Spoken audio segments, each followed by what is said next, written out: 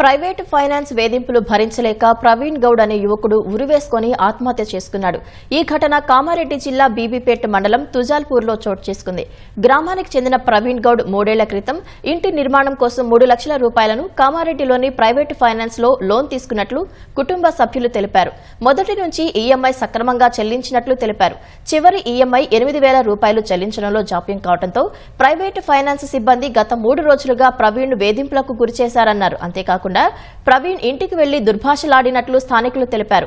దీంతో మనోవేదనకు గురైన ప్రవీణ్ గ్రామ శివారులో చెట్టుకు ఉరివేసుకుని ఆత్మహత్య చేసుకున్నట్లు కుటుంబ సభ్యులు తెలిపారు. మృతుని భార్య ఫిర్యాదు మేరకు పోలీసులు కేసు నమోదు చేసుకుని దర్యాప్తు చేస్తున్నారు.